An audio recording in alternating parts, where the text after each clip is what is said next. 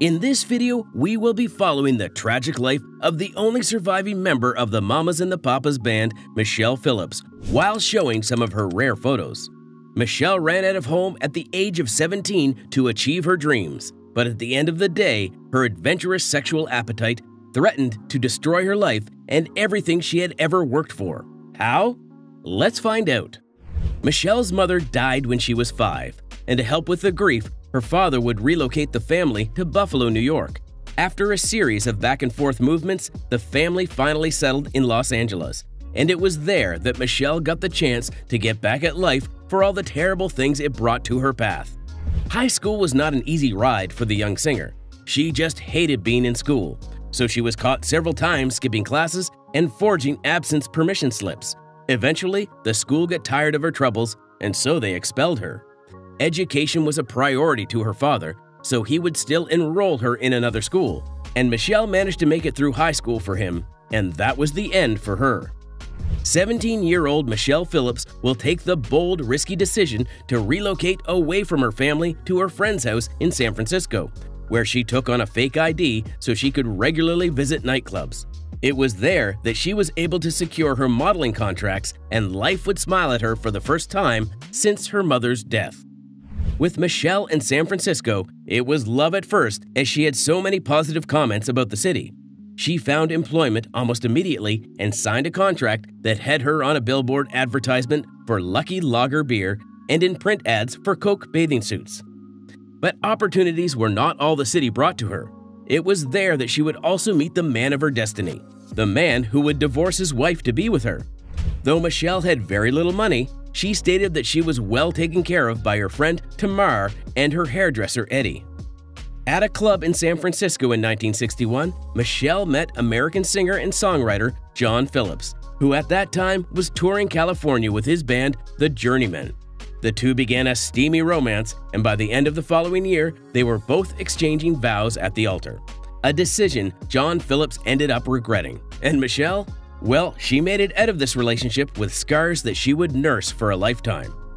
Michelle has always loved music, right from her high school days. She fought so hard to learn and master as many instruments as she could, including the guitar, the piano, and the cello. But after high school, her life pretty much took off on its own path, and she had very little time for hobbies. It wasn't until she met the man who she initially believed was her soulmate that this fire rekindled back in her heart, only for her to be forced out of it when she fell deeply in love. The newlywed couple, together with Denny Doherty and Cass Elliot, would form a music band in 1963, which was known as the Mamas and the Papas. Though Michelle Phillips was one of the founding members of the band, everyone would unanimously agree to kick her out because of her promiscuousness.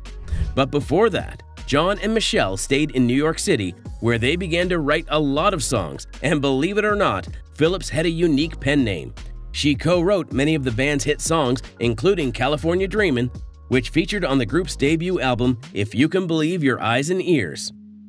But they were still working together on their second album, The Mamas and the Papas, when John Phillips got tired of his wife's multiple romance affairs. So he convinced his other bandmates to kick Michelle Phillips out of the very band she had invested so much into.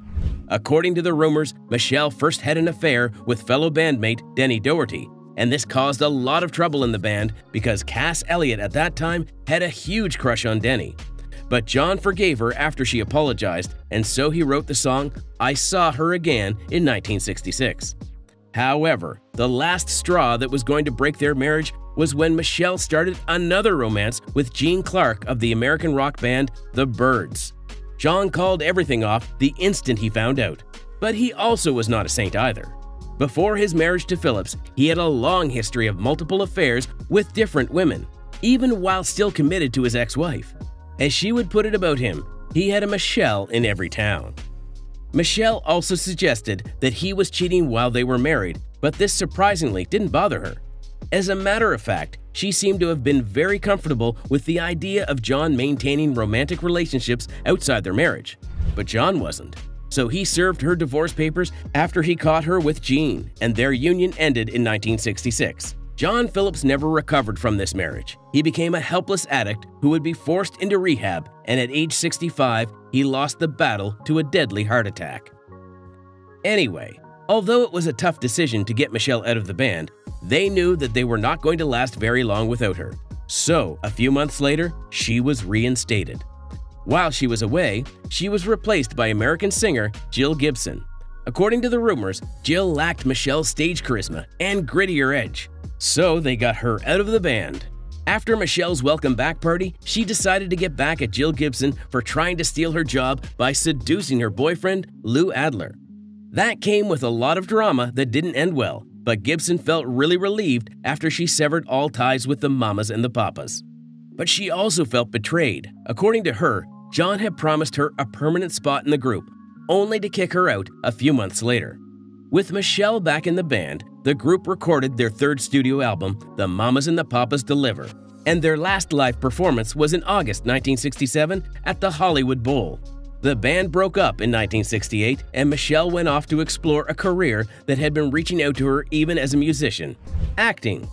While Michelle Phillips certainly did not stick to one man in all her marriages, the actress also was not a fan of a single hobby. As she did music, she also had her eyes set on the big screens. Phillips had her film debut while still a member of the Mamas and Papas. She had a small part in the science fiction film Saturation 70, alongside Nudie Cohen and Anita Pallenberg. The film was never finished and so was considered a lost film. So after the band broke apart, Michelle decided to go into full-time acting, and as she revealed this time, she would be starting from scratch. She moved back to Los Angeles and started taking acting classes with American actress Peggy Fury. When she was finally ready, she had her first film role in the Dennis Hopper film The Last Movie. After that, her acting career was quiet for 2 years until 1973, when she was cast in a lead role in the thriller film Dillinger. Michelle got a lot of criticism for this role, but she still managed to win a Golden Globe nomination for Most Promising Newcomer. According to her, she didn't deserve this in any way. "I was so lucky to be surrounded by really great actors. Everybody in that movie was a real actor," Phillips said. "It was just a wonderful, wonderful experience for me, and I had so much support and so much help and so much encouragement." Even as she had become a top star in the acting industry, Michelle didn't fully let her hands off music. That same year, she did a studio recording as a cheerleader with American singer Darlene Love. Basketball Jones, the title of their project, peaked at number 15 on the Billboard Singles Chart. In 1974, she was featured in the action horror television film The California Kid alongside Martin Sheen. It was around this time that she released her first and only album, Victim of Romance, under her new label, A&M Records. The album featured a promo single, Aloha Lule, a song she dedicated to her ex-husband, John Phillips. Michelle's acting career continued until 2009 with a few notable film credits including the 1979 Bloodline alongside Audrey Hepburn and Ben Gazzara, and the comedy film The Man with the Bogart's Face. She was also featured in the first season episode of Star Trek: The Next Generation. A more recent performance would be a minor role in the 2009 Norwegian historical film Betrayal. Just like her acting career, her relationships didn't do so great as well. When things ended with John Phillips because of Gene Clark, Michelle decided to make a pick from her newest industry. Maybe there would be a happily ever after waiting for her at the end, she thought. So she struck off a romance with actor Dennis Hopper in the late 60s, but she was in for a shock that would last a lifetime. Hopper was a man of many mysteries, and this was not just because he insisted on a fetish wedding with candles and paper bags, but the actor had a lot of other uncommon appetites. Michelle got fed up 8 days into their marriage, and she filed a divorce, citing unnatural sex demands. That would not be such a strange thing for the film producer, who was reportedly in a very dark time in his life. He did drugs and also encouraged people to consume the same in larger quantities. According to the Daily Mail, he was so stoned on his wedding morning that he didn't recognize his bride. He would also handcuff Michelle, insisting that she was a witch. He also had this wild appetite for orgies. Those were the longest 8 days in Michelle's life. So by November 1970, their divorce was finalized and she became a free woman once again. Her next relationship was with Hollywood actor Jackson Nicholson, but this didn't last. They were together for a few months before their terrible quarrel, where Phillips called the entire show off. She was pregnant with his baby after they broke apart, but didn't tell him until she miscarried. Michelle was also once married to Robert Birch. They were together for a year, and their union ended reportedly because of Michelle's romantic affiliations with top figures in the industry.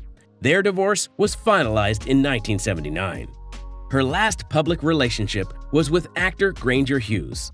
They started dating sometime in the late 80s.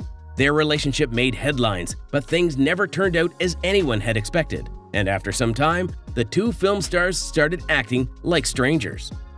Michelle Phillips is a proud mother of 3. Her daughter, China Phillips, whom she had with her first husband, John, a son, Austin Hines, from her last relationship with Granger, and a foster son, Aaron Wilson. Another thing Michelle may have suffered from is drug abuse. Michelle Phillips has always been entangled with heavy drug addicts, and as it was the culture of the day with bands, it was suspected that the Mamas and the Papas were chronic users of drugs as well. These rumors grew even further after Cass Elliot died in a hotel room from a suspected overdose, and John Phillips' admission into rehab for drug addiction. Denny Doherty was also a popular alcoholic at that time, and Michelle Phillips seemed like the group's saint until she was caught publicly. In December 1987, the actress was arrested after she was caught with marijuana during a car search. She was booked and released on a $500 bond. In 2008, she would lend her voice to the fight for the legalization of marijuana. According to her, it helped her quit her addiction to cigarettes. When I really wanted a cigarette, I would take a puff of pot and the cravings would go away, she said. Phillips lived a life of tragedies, but no one can deny her fearless zeal to succeed regardless of what life threw at her. These days, she prefers acting, leaving the singing to her and John's daughter, China, who is a member of the vocal group Wilson Phillips. Michelle Phillips, now 78 years old, is the only surviving member of the folk rock vocal group Mamas and Papas. She enjoys the celebrity life in her home in Los Angeles with her 3 children. She has an estimated net worth of $10 million. If you enjoyed this video, be sure to check out other videos of beautiful ladies from the yesteryears on your end screen.